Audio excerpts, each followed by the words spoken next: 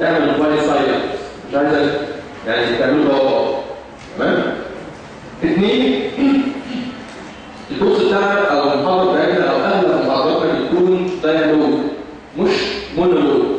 عشان كده حضر نفسك هتتجاوب معانا ان شاء الله، هتسالنا وهنسالك ونتناقش ونتخانق ونشد شعر بعض ونقطع حدود بعض عادي باذن الله. كل ده طبيعي في الحضر بتاع الحضر، يعني الناس بتطلع من الحضارات بتاعتنا بتشخبط عادي. الأمور رقم 3 إن شاء الله إن إحنا احتمال ما نخش فيه بإذن الله. من المحاضرة بتاعتنا ممكن تمتد مثلا من دلوقتي لغاية الساعة 5 أو 5 ونص، 7 9 10 ونص بس بإذن الله. مش هنطول عليهم أكتر من كده إن شاء الله.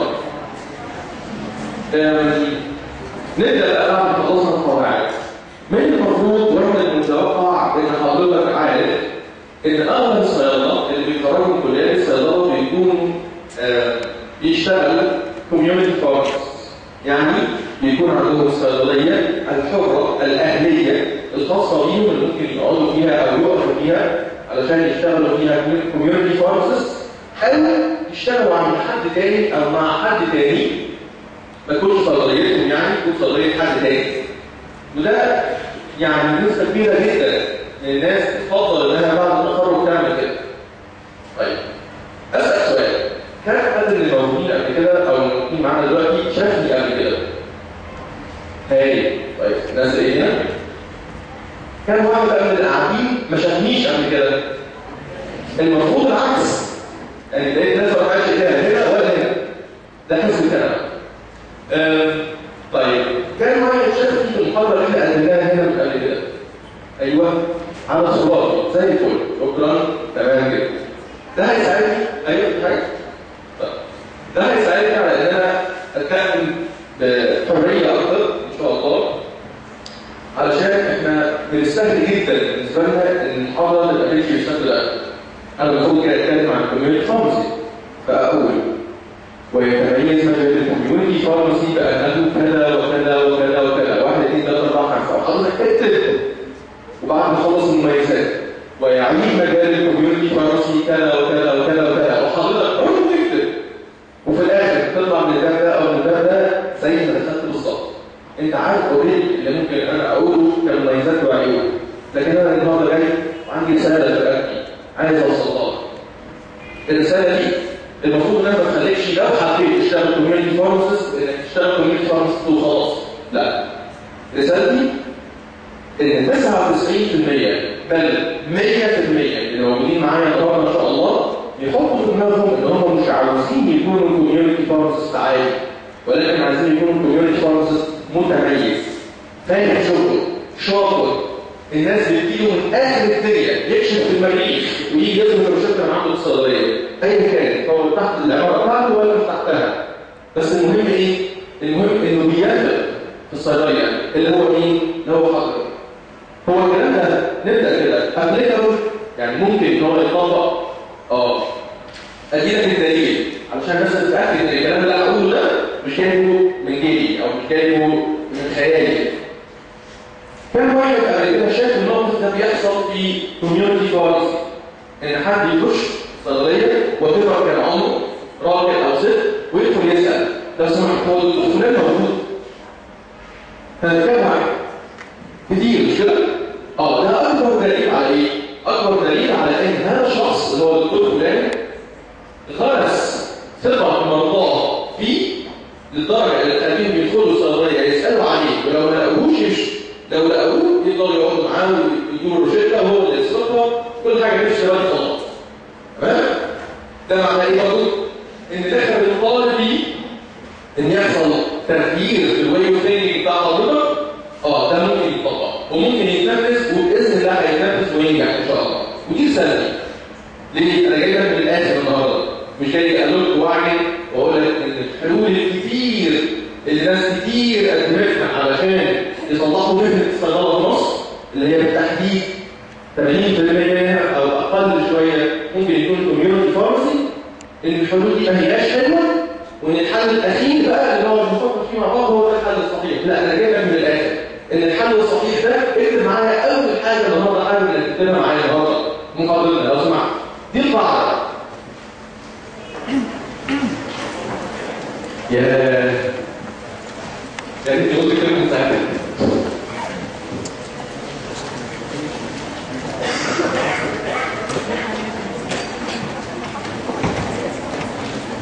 كلام ايه؟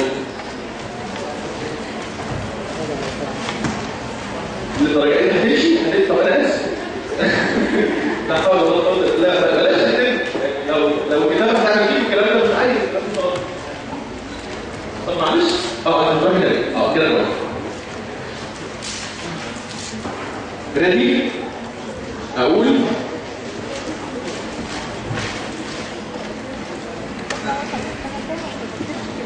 يا استاذ طب كم واحد جاهز؟ طيب نازل ايدينا كسب كده تاني. كم واحد مش جاهز؟ لا اله الا الله. ماشي عادي جدا. هو ده الشعب المصري. النهارده على فكره هنتعرف على كثير من صفات الشعب المصري باذن الله. القاعده بتقول the key solution الحل السحري او الحل المفتاحي to most of pharmaceutical problems لمعظم المشاكل الصيدلانيه that we face in Egypt التي نواجهها في مصر هو قصدي is restoration كلمه سحريه restoration بين قوسين or creation يعني استعادة أو خلق the patient trust. Then the key solution to most pharmaceutical problems that we face in Egypt is قصدي أول كلمة بعد كده is معلش تمام is restoration يعني استعادة or creation خلق creation خلق. نقفل القوس تاني patient trust استعادة ثقة المريض. ودي كلمة صحية. ثانية واحدة. دليل رقم 2 ايه خلاك تجيب كلمة استعادة؟ ليه استعادة مش خلق وبس؟ ايوه الله يفتح عليك. بسم الله ما شاء الله لا قوه الا بالله. صح ماشي. حد فاكر فيلم حياة أو موت؟ حد فاكر الاسم نفسه بيعبر عن فيلم شهير جدا. فيلم شهير بتاع عماد حمدي اللي هو إلى أحمد إبراهيم القاضي بالليل النحاس. أيوه هو ده. الدواء في يوسف القاضي. رجاء لا تشرب هذا الدواء. فاكرين انتوا الفيلم ده؟ مش مشكلة اسم الفيلم. ومش مشكلة عماد حمدي. ولا بنته اللي كانت عمالة تجري طول الفيلم زي ما بتقلل. مش مشكلة. أنا كل اللي يهمني إيه؟ حسين رياض. مين بقى حسين رياض ده؟ الصيدلي. حد فاكر كده الصورة الذهنية بتاعت حسين رياض في الفيلم ده؟ ركز معايا كده، تخيل معايا حسين رياض، حسين رياض. هو شعره ناعم شوية فبيحط تزيين. كويس؟ أو جل، معرفش في الخمسينات كان في جل ولا لا. تلاقي ما شاء الله لابس البلطو الأبيض واقف أو قاعد في الصيدلية والمريض بيخش الصيدلية واقف ساكت. تمام؟ وهو تاخد مثلا العلاج ده 3 مرات حاضر يا دكتور. تمام يا دكتور، حاضر يا دكتور. وياخد الخطه او العلاج او يقول له لو الصيدلي يعني يقول له ايه التركيبه دي مش جاهزه دلوقتي، تعالى نقولها كمان 3 ساعات زي الكلب برضه. يروح جاي يقول لها بعد 3 ساعات ولا يعترض يقول ايه يا عم انا هروح جوه الصيدليه دلوقتي على الصيدليه اللي انا عارفها تحت البيت عندنا وبيعملوا لي خاص. المهم شوية الوضع كان راقي جدا. برستيج كرافته بطن ابيض احترام مبالغ فيه من المريض للصيدلي. لو قال له يرمي يعني لو قال له يرمي نفسه بره في البحر هيرمي او هيرمي نفسه. دلوقتي الوضع عامل ازاي؟ ايوه انا بحب اسال دايما السؤال ده. الناس اتحطت معانا قبل كده كتير عارف ان انا بموت السؤال ده. تعالوا نناقش مع بعض شويه. توصف لي كلمة الصيدلة أو حال الصيدلة كلمة واحدة دلوقتي إزاي؟ بياع، في بين التفاوت، اديني أكتر. أيوة مختلفة تمام، بقال تمام، كويس، رائع، كيس جلد مايكرو لو ربع جنيه ده. أيوة أو كيس رقم الوقت. معلش الحمد لله قدر الله ما شاء فعل. أو حباية حلاوة من اللي بتضيع وجع الزور.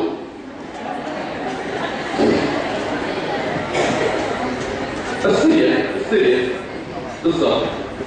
يوم ما يتمعظم بقى، يوم ما يتمعظم الوضع برنس حبيبتين بالفعل الازرق او ابله لو سمحت معلش حاجه للصداع لو سمحت. تمام؟ لا والمهم بقى ايه؟ لو في 4 5 بيشتغلوا لازم الصيدليه خلاص 3 منهم اسيستنت والاخير هو الدكتور هو الصيدلي. ده دكتور ما ردش عليه، دكتور ما ردش عليه، دكتور ما ردش عليه يا ريس. ده سببه ايه؟ انا كده نتكلم الحته دي على جنب. القاعده رقم 2 ممكن تاخد مني النقطه دي كده اكتب معايا كده.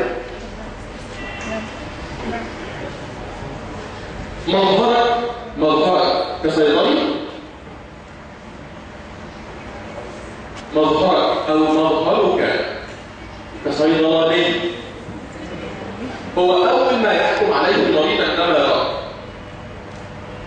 اول حاجه بيشوف ما يعرفش انت فاهم ولا مش فاهم، ما يعرفش انت خريج ولا طالب، ما يعرفش حتى اذا كنت راجل ولا ست، بس هو بيشوف قدامه، بيشوف ضغطه ابيض او بيشوف شبشب زبيب وصباع وبنتكور بنتكور او برموله على حسب الطول او القصر.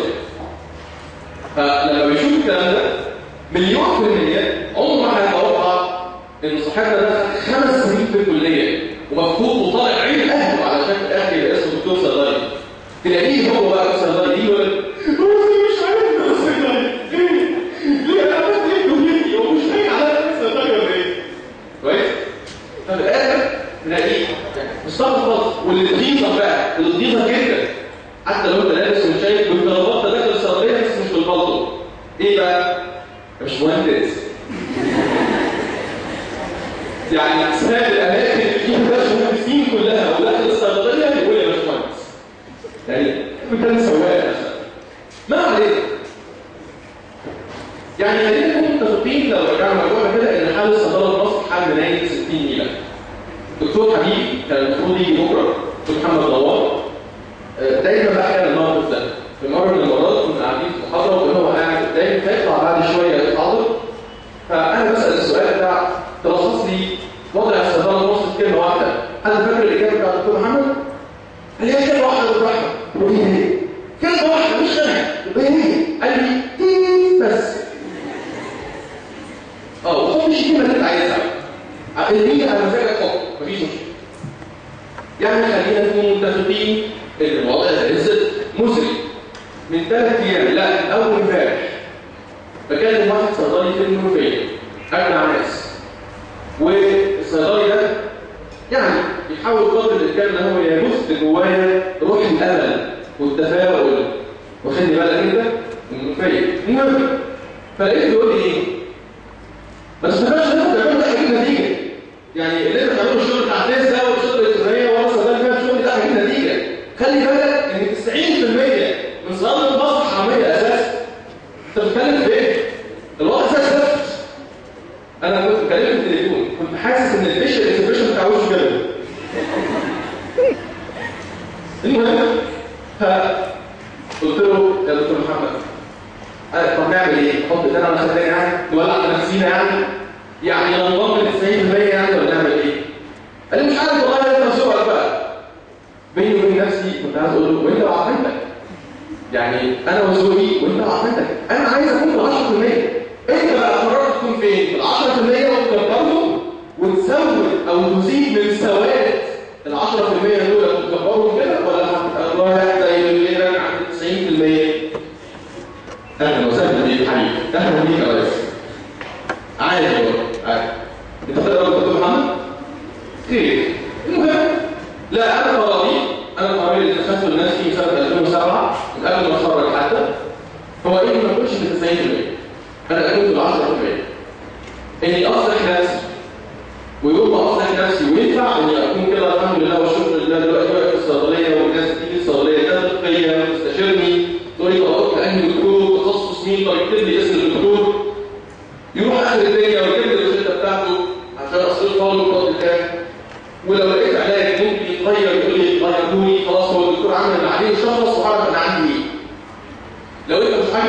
تديني انتولين للمعده، ممكن تديني اللي انت عايزه تطلع له اوميز 20 للمعده قبل كده وهكذا. ايه الثقه دي؟ الثقه دي لان زي ما بقول لك كده قررت اني اكون من 10%. ارجو ان انت كمان ما تنفردش، الطياره ما ياخدكش وتروح مع 90% وتشتغل في المحلول والخصومات والضرب والمنافسه الغير شريفه والضرب من تحت الحزام وما تعرفش الصدمات حواليك. انا مره سمعت الجمله اللي جايه دي، واحد قاعد في صيدليته قابل 2 دكاتره بيشتغلوا معاه بيشتغلوا في الفران، قال لهم اوعوا عينيكم تغفل لحظه عن ان المريض يجي الصيدليه وما ياخدش اللي هو عاوزه. احنا بيت شبان حوالينا، احنا الصيادله اللي حوالينا في صيدليات و5 6 صيدليات مستنيين طرف بيشنت كده بس يطلع من عندنا عشان يختلصوه على طول. احنا في السوق، واللي في السوق وينام هيتنفخ، بص من الاخر بقى هينكل بيه. حد فاكر مسلسل الريان؟ اخوه بقى الادمن فاكرين بس سمره. انا ما فاكرش الشخصيه دي ساعه كان حكى لي الموقف ده، اللي كان بياخد رمضان وحاجات كده عشان يفضل يصحصح عشان البورصه ما تروحش عليه وكل الفرص ياخدها. ايه ده بالراحه. هو انت جاي البلد او جاي الدنيا الحل علشان تخلف، ولا هي فتره كده وبعد كده تسافر تروح تاني؟ ايه ده؟ هو الراجل بدا يخش يتكلم في الدين ولا ايه؟ احنا جايين نتكلم في مش فارسي. لا اسمعني اقول لك الاثنين فيري انتر ريليتد لبعض، متشابهين جدا. يعني ايه؟ يعني زي ما قلت لك انا محاضرتي النهارده ما هياش تقليديه، مش هقول لك يلا يا شباب خليكم فارماسيست بعد ما تتخرج ان شاء الله علشان تبقى شطور وتتفضل في الجمهوريه فوقك. لا انا مش جاي عشان كده. انا جاي اقول لك لو مش هتاخد الكارير ده بحقك ما تاخدوش. اشتغل اي كارير تاني بس خلاص طالما تقدر عليه، بس المهم برضه انه يكون حلال. طيب يعني الاخر كده اول حاجه اتفقنا عليها النهارده ان احنا نكون ضمن 10% ولا ضمن 90%؟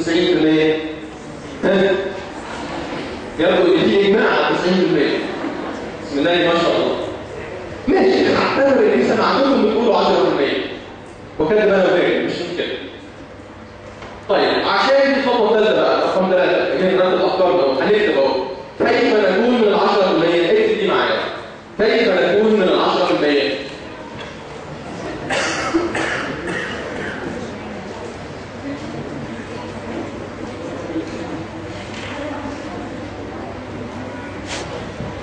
قول لي يا مؤمن، انا اول هجرب حاجه دلوقتي ويا رب تنفع رغم ان انا فعلا داخل على دور برد شديد جدا كومن كولد كويس الحمد لله ما عنديش تعب يعني ان شاء الله، بس انا فعلا جسمي اتكسر بس علشان ده بيسبب لي ارتكاريا فانا هجرب حاجه.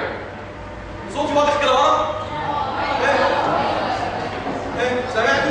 طيب سامعاني ورا؟ طب دول كام؟ سامعني ورا خالص؟ لا في واحد وراك لسه سامعني. سامعني الحمد لله تمام. طيب بصوا يا رجاله، عايز اكون من ال 10% وربنا سبحانه وتعالى يدخل في حنجرتي او يدخل في صوت حنجرتي علشان اعرف اكمل معاكم. انتوا اللي هتقولوا ازاي اكون من ال 10% مش من 90%. لو انا سالتك او لو في امتحان شفوي بعد الشر واتسالت ازاي تكون صيدلي شاطر، انا عايز اسمع منكم واحده واحده كده ونعلق ازاي اكون صيدلي من ال 10%. بلاش كلمه صيدلي شاطر، اسمع منكم اقتراحات. وحدوه طيب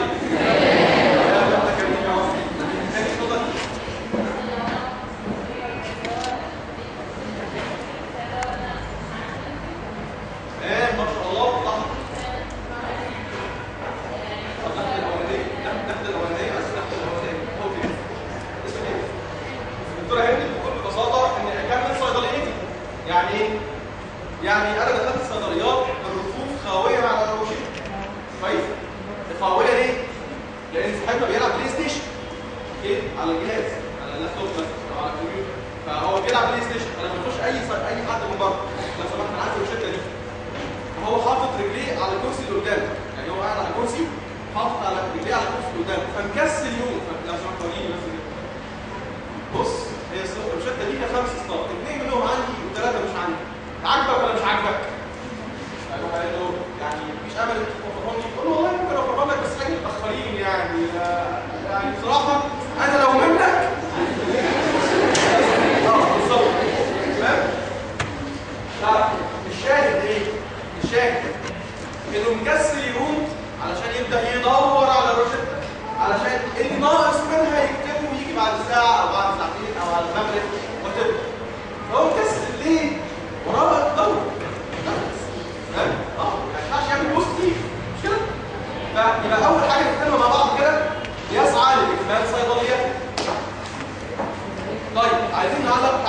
كمان على النقطه دي يسعى لاكمال صيدليته. السؤال هنا بقى، نكتب سؤال بقى، هل هناك ما يدعى بصيدليه كامله؟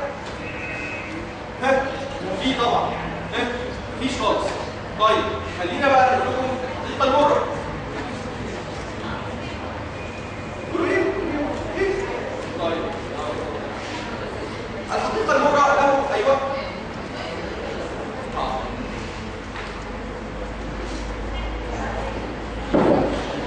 الحقيقة المرة أنه لا يوجد ما يدعى به صيدلية كاملة، ولكن هناك صيدلي يخفي عوار الصيدليات الكاملة. إيه ده؟ ثانية واحدة، واحد حاضر نحن يقولوا ثانية واحدة. إزاي صيدلي يخفي عوار؟ إيه عوار؟ نقصان أو عيوب يعني، تمام؟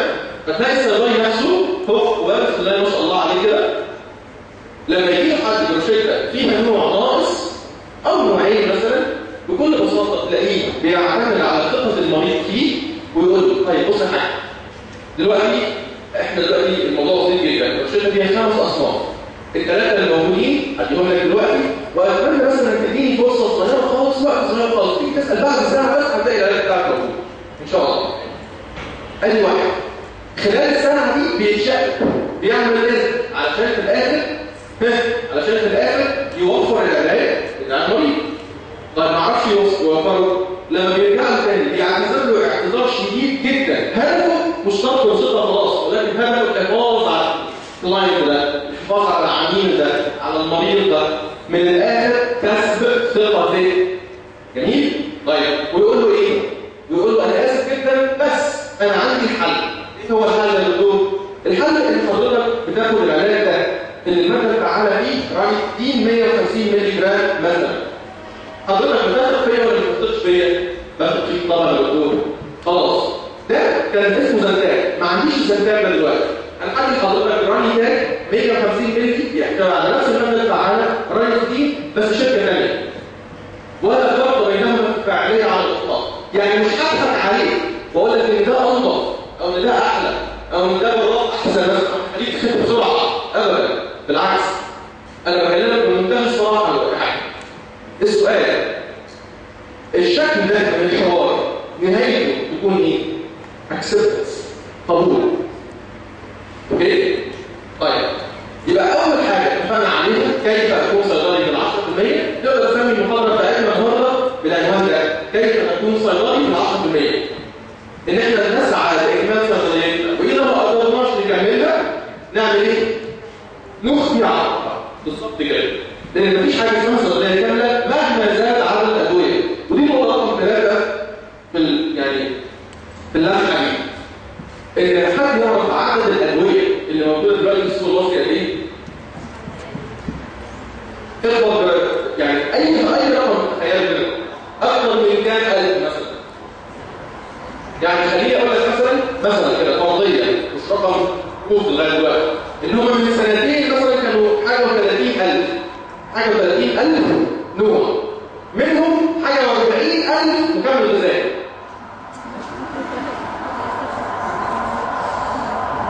وده لوحده مواد تاني. حته مكمل غذائي دي لوحدها مواد تاني، ان تلاقي المريض بعد ما ياخد العلاج والروشته ويقطع مرحله خلاص بقى الحساب بقى الحمد لله 3 دقايق بالظبط ويرجع لك تاني. اقرا الحضور تمرين مكمل غذائي. ايوه ايه يعني انت مناط. مين قال لك ان انت مناط؟ يا حاج ده بيكون فوار علشان خطوات المسالك الدوليه بس مكتوب عليه مكمل غذائي، يبقى دي من حاجه. ايه؟ انت بتتريق عليا ولا لا؟ انت بتتريق عليا؟ لا بتتريق عشان ايه حاجه انا بتكلم معاك جد. يعني ايه مكمل غذائي؟ يعني حاجه بتكمل تغذيه؟ لا، دي شركات الادويه عشان بتكتب الكلمه دي علشان تلخص فترات انتاج العلاج نفسه وتهرب من خطوات الرقابه، مش اكتر من كده. يعني بدل ما يكتب ان هو علاج لا يكتب لك مكمل غذائي. وعشان كده برضه ثقه المريض في الصيدلي هي الحل. طيب اجي اول خطوه علشان اكون صيدلي من 10% الدين خطوه رقم 2. اسمع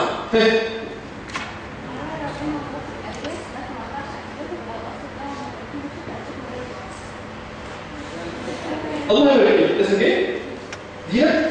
تمام. الدكتوره دينا بتقول حاجه تعتبر هي زتونه. مش دينا هي زتونه، الحاجه هي زتونه. تمام؟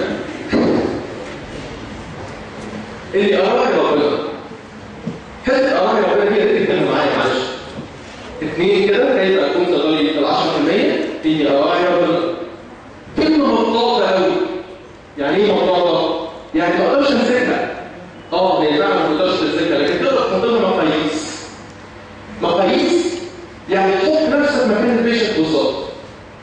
أنا لما دخل صيدلية كبيشنت أي صيدلية ثانية أنا بيشنت، أنا أوريدي حاليا بيشنت ادفع فيه ده. لو أنا دخل أي صيدلية ثانية أحب يتم التعامل معايا إزاي؟ هل إن الدكتور يخليني أدفع على قد ما أقدر؟ طبعا لا، كده. لكن هدفي كمريض إني أخف بأقل تكلفة، صح؟ كده؟ لأن الشعب المصري شعب فييس طبعا. أنت لقيت طبعا دي معروفة، لكن الثانية مش عايز أقول فقير، بس عايز أقول حريص طبعا. تمام؟ اللي مش عايز يدفع كتير طبعا، إلا في أنواع معينة كده احنا بنتكلم عنها كمان شوية. فالشاهد إيه؟ الله يا ربنا بحيث إن لما يجي مريض بالذات في الوصف مش في الروشتة، في الوصف أنا بشتكي مثلا معدتي بتوجعني، هو نفس المريض ممكن ياخد علاج ب 103 جنيه وهو ممكن ياخد علاج ب 21 جنيه. ثانية واحدة. إزاي؟ خلاف بلاقي بدل ما طلعت كنت ب 90 جنيه ممكن اطلع له 120 مثلا المعده 13 جنيه ونص ويجيب نتيجه زي كنت بقول بالظبط. انت بتتكلم كده ولا تقول والله بتكلم كده عن تجربه؟ عن تجربه. ده شركه ولا شركه؟ دي شركه مستورده ودي شركه مصريه. تمام؟ فالفكره ايه؟ انت ازاي بتقول الكلام ده؟ انت بتضرب بعرض الحائط كل اللي احنا فاهمينه عن كليه الصيدله، قصدي عن تجاره الصيدليه. انما محتاج ان في اخر اليوم في دور كده. الدور ده المفروض ان يكون فيه فلوس على قد ما اقدر. مش كده؟ ويبقى اسمه بالحلال. اسمح لي اقول لك بس المستوى اللي انا بتكلم معاك عليه ده ادفانس شويه. عالي شويه. حضرتك سالت نفسك ال 103 جنيه اللي بعد ما اتحطوا في الدور النهارده ممكن يكون فاصلهم بعد كده ايه؟ انت بتبص لغايه لما تحط في الدور، لا انا ببص ليه بقى بعد ذلك. بتكلم في حته اراعي ضميري، اراعي ربنا. بعد ما تحط في الدور وبعدين حضرتك لو كنت صاحب الصيدليه هتاخدهم من الدور النهارده ممكن تروح البيت تلاقي ابنك عنده 4 شهور عيان بحاجه انت ما تعرفش تعالجه منها. تطلع تروح المستشفى يقول لك عايزين اشعه 500 جنيه. تروح عامل الاشعه زي الكلب وانت واقف. ليه؟ ابنك هيضيع. راحوا فين 103 لا هي بقى مش مشكله. وعشان كده دي ملخص كلمه راعي ضميري. عندي الحدوته دي تقريبا بس بتتكرر يوميا باشخاص وامكنه وازمنه مختلفين. حد سمع مني او قرأ قصه عمر الصياد مني قبل كده؟ جدعان حد بيسمع قصه سمعتها؟ تمام الله يفتح عليك. اعمل نفسك من سمعها خلاص ولا انا شفتها قبل كده. عمر كان عنده 9 سنين. كان صياد بيشتغل في المدينة كانت على حدود البحر، وكان كل يوم يطلع في الصنارة بتاعته ويصطاد سمكة واحدة. لو كانت كبيرة يروح يبيعها في السوق ب5 دراهم أو 5 دنانير. لو كانت صغيرة يروح يبيعها في السوق ب2 دينار بس. ففي يوم راح اصطاد وماشي بعد ما طلع من البحر فرحان جدا مع سمكة كبيرة. قابله قاضي المدينة. قاضي المدينة كان قاضي سكة أي كلام. قال له وريني السمكة ليه يا عمر؟ قال له اتفضل حضرة القاضي. قال له السمكة ليه عجباني؟ قال له اتفضلها. قال له لا أنا هشتريها منك ب2 دينار. قال له ثانية واحدة حضرة القاضي دي سمكة كبيرة ثمنها كام؟ 5 دينار. أنت كده هتظلمني. قال له لا مش هظلمك وأنا قاضي المدينة وشايف إنها ب2 دينار روح اشتكيني. قال له اشتكيك لمين؟ ده أنت قاضي المدينة. خلاص خد منه السمكة واداله 2 دينار. عمر وهو مروح أي كلمة حسبي الله ونعم الوكيل. وروح القاضي خد السمكة وهو فرحان جدا من كل الفرح ضحك على عمر 3 دينار فرحان. خد السمكه قلاها وبدا ياكل فيها لوحده، مراته وابنه ما كانوش منها. هو بقى المكان على طول جاله نقص فظيع، مش عارف يروح فيه، مش عارف يتكلم وما بيروحش في اي حاجات، ياخد شرب الخروع ياخد مش عارف ولا الجو. راح واخد برضه رايح لحكيم المدينه. حكيم المدينه قال له طبعا، راح قعد على الشيزلونج عمل له سونار وهو قاعد. كان توصل للقاعده خالص. المهم بعد ما عمل له سونار قال له انت محتاج دلوقتي تركيبه تتعمل لك فور دلوقتي ثمنها 300 دينار. قال له ايه ده 300 دينار؟ قال له اه، ومش هتلاقيها على حد تاني. التركيبه دي عندنا اكسكلوسيف. المهم حكيم المدينه ده مثقف، ثقافه انجلش، اول انجلش اول تايم. المهم فحكيم المدينه اداله بتاع التركيبه 300 دينار، خد الفلوس مشي القاضي على طول. حكيم المدينه بصراحه سمعت الموبايل وكان نجار المدينه. قال له هتشاوي يا دكتور ايه الاخبار؟ قال له فاكر من شهرين لما جبت العفش بتاع شقتي يوم ما كنت بتجوز وكان لسه فاضل عليا قسط انا ما دفعتوش كان 300 دينار فوري كانت حاجه شاوي. الحمد لله كان زبون سوق دلوقتي العياده الحمد لله، وكان 300 دينار يدوب على مجهود. الحمد لله مفيش مشكله. هبعتهم لي زي على فودافون كاش دلوقتي، هبعتهم لك حالا دلوقتي. كويس، بعتهم على فودافون كاش فعلا وصلوا له. راح مكلم على طول عمر النجار، راح مكلم عمر قال له فاكر يا عمر لما جيت من 4 شهور علشان تشتغل معايا صبي نجار وانا قلت لك ان الدنيا بايظه وان الاقتصاد واقع وان البلد حالتها متدمره والكلام ده كله وفي بلاوي كتير سياسات تحصل في البلد والكلام ده كله. بص فرجت يا عم الحمد لله، تعالى اشتغل من بكره ومرتبك مقدم 300 دينار. وانا مش قلت لكم تقفلوا الموبايل؟ مش عيب. المهم ما تخلوش عليه. انا هعمل فيكم ايه بقى؟ طلعت من القصه دي حاجه عمر تندحك عليه كام؟ رجعوا له كام؟ 300 دينار. عشان كده ربنا رزقنا الحكمه. ممكن تكتبها معايا لو سمحت الحكمه دي؟ معلش طويله شويه. الحكمه دي اللي جايه لو طبقتها بصيدليه هتترعب بجد، ولو اتسرقت هتطمئن. الحكمه بتقول لو علم السارق كان يبخس من بركته، كان يبخس بخس ثمن بخس يبخسي، كان يبخس من بركة رزقه لما سرق أبدا. ولو علم المسروق كان يعوضه الله ويبارك له فيما تبقى لتمنى أن يسرق كل يوم.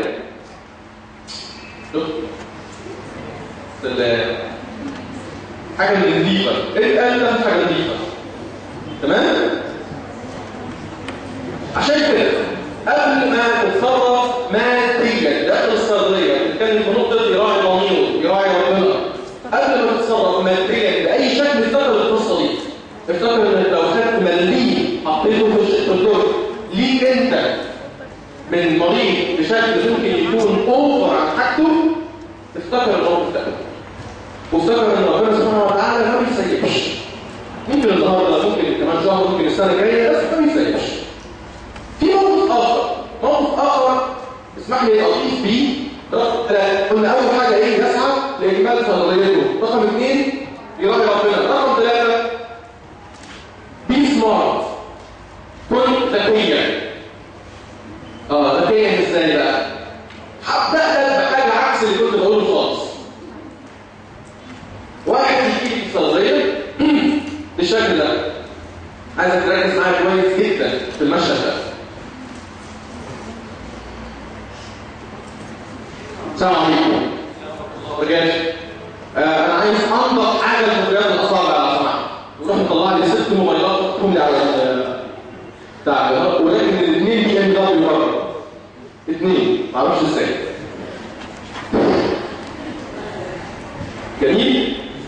عايز اعمل تاني انضف حاجه في رياض بين الصوابع عليها مراتي طلعها عيني بصراحه يعني. ومفيش حاجه تجيب نتيجه. واخد بالك؟ حاضر. قدامي خيار من الاثنين. الخيار الاول ايه؟ اني اطلع حاجه اسمها درماتين نقط او محلول بجنيه ونص بكتير او بجنيه و30 قرش. او اني اطلع كلوسول سوليوشن حاجه 6 7 جنيه كده بخساره. احنا لسه قايلين من شويه عامل ربنا كده. الستايل ده من البني ادمين لو طلعوا النوع الاولاني او جنيه وربع هيخففوا فرص، بس هو نفسه مش هيوافق عليه. ليه؟ عشان ده هو هينظر حاجه فهو مش هيقتنع. ده نفس النوع بالمناسبه بين قوسين كده اللي يجي لك الصيدليه يقول لك عايز انضف حاجه للتخسيس فتطلع له حاجه ب 5 جنيه مثلا، يروح سايبها ورايح عشان يشتري تخسيس ب 150 جنيه من عند نصاب معين بيطلع في التلفزيون زي الاتوبيس قاعد كده انا عارفه كويس بدون ذكر اسماء. اول حرف من اسمه يلا مش مشكله كويس ان انتوا عارفين يعني كويس. فالفكره في ايه؟ هو مش مقتنع بياخد رخيصه بس. ما هو الشعب المصري اي نعم حريص وطبعه بس ايه؟ بيحب اللي يضحك عليه. اللي يروح على كده هو كده تمام؟ الله الآخر جامد بس حلو تحفة يعني إنها مش صح. ده الشعب المصري اوكي؟ فالشاهد إن هذا النوع من البيشنس اتعلمها معايا بالله عليك مش ده اللي يطلع له أرخص حاجة، لا ده يطلع له حاجة وسط. فأنا برضه ما بعطيش حاجة ب 100 جنيه اوكي؟ طيب تعالى بقى أدي لك الراشونال، أدي لك الترشيد بقى. معنى كده ان نفس المريض ده هو لو جاي وهو عنده برد اقصوه حبايه يوناسين مضاد حيوي، الشريط فيه 6 حبايات ب 20 جنيه، لو الحبايه اتقصت تقف ب 4 جنيه، اكثر من الشريط زياده على ثمنه 4 جنيه. كويس؟ انا للاسف شفت صيدلي دفعتي بيتصرف بالشكل ده، بيشتغل الصبح في الشركه او كان يعني بيشتغل في الشركه اللي بتنتج اليوناسين بدون ذكر اسماء شركه كويسه تمام؟ فهو بيشتغل كده الصبح وبيشتغل صيدليه بالليل، فعايز يشتغل عليها فايه يعمل ايه؟ يكسب نفسه بالطريقتين، انه يصرف العلاج اللي بيشتغل عليه الصبح في الدعايه. فواحد يجي له يقول له معلش والله عندي برد كده وصداع وهم حديد مضاد عايز بقى والصبح حبايه. ايوه يعمل ايه الحبايه ياخدها كده هو ولا حاجه يعني ولا الهواء زي الزفت. ليه؟ لأن حبايه واحده. اوكي؟ جميل. يجي له هو ثاني يوم يقول له الحبايه اللي طلعها لي بره ديت مضايقاني حاسس كده انها ممكن تكون دنيا. يروح مطلع له ايه؟ ديفلوجان. ديفلوجان ده مضاد للفوتوغراف من نفس الشركه. حبايه 27 جنيه. تخيل معايا حبايه واحده او كبسوله واحده 27 جنيه. ليه؟ ان ينفع نفسه. السؤال بقى حد عارف مستقبل الشخص ده كان ايه؟ اللي يقبل على نفسه حرام بالطريقه دي يقبل على نفسه حرام بطريقه ثانيه. صاحبنا خد العربيه بتاعت الشركه اللي كانوا مدينها له ما دفعش اقساطها راح باعها ورجع الكويت. كويس؟ راح عليها النتائج مخطط مطارد وما ينفعش ينزل مصر. ليه؟ قبل على نفسه حرام بلاش نقول كلمه ثانيه. اوكي؟ طيب يبقى كده قلنا 3 حاجات ايه هما؟ نراجع مع بعض ازاي اكون من 10%؟ 1 بالظبط تمام. 2 اراعي ربنا وضميري. 3 بي سمارت. اديك نقطه كمان في بي سمارت. بي سمارت يعني تخش الصيدليه او تخش لك المريض الصيدليه تبقى لماح. يعني ايه تبقى لماح؟ تبقى ذكي. تعرف كده ببساطه لما يكون مريض بيشتكي من حاجه فيها احراج ما يحصلش موقف الاخر.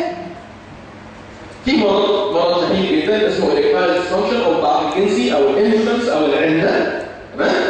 فتلاقي المريض جاي لك المفروض ان عنده 55 60 سنه بالشكل ده. انت واقف جوه الصيدليه خالص بعيد خالص وهو جاي لك بعيد خالص والريول قدامه او الكاونتر قدامه فيجي كده عليك لو سمحت فانت بعيد ايه؟ ايوه لا خلاص انا سامعك.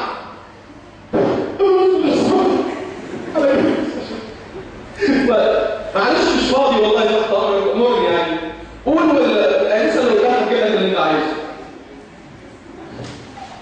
طب كده نبقى الثاني وياخد بعضه ويمشي. ايه الرخامه دي؟ مكسل تقوم يعني؟ ليه؟ يا راجل يا عقيل عشان خاطري خليك لماح. حاجه تاني او نقطه ثالثه بقى، يعني ده لماح على مستوى الاحراج. في لماح بقى على المستوى العلمي. هو انا ينفع اعمل تقييم تاني اكتب معايا الكلمه دي، اكتب الكلمه دي على جنب كده. الصيدلي يقيم ولا يشخص. تاني بوكس كده على جنب. الصيدلي يقيم ولا يشخص. ليه انت بتقول كده؟ التقييم بالعربي او الانجليزي اسمه assessment، لكن التشخيص اسمه بالانجليزي diagnosis. الدياجنوز ده وظيفه مين؟ الطبيب. لو انت قلت بقى انا دياجنوز بالحاله دي مكانها كده، هتلاقي الطبيب فوق دماغك خلاص. انت بتقول ايه؟ ده شغلتك مش كده؟ وعشان كده علشان تريح وفي نفس الوقت ما تبقاش تخطينا حدودنا، تقول احنا عملنا ايه في الحاله؟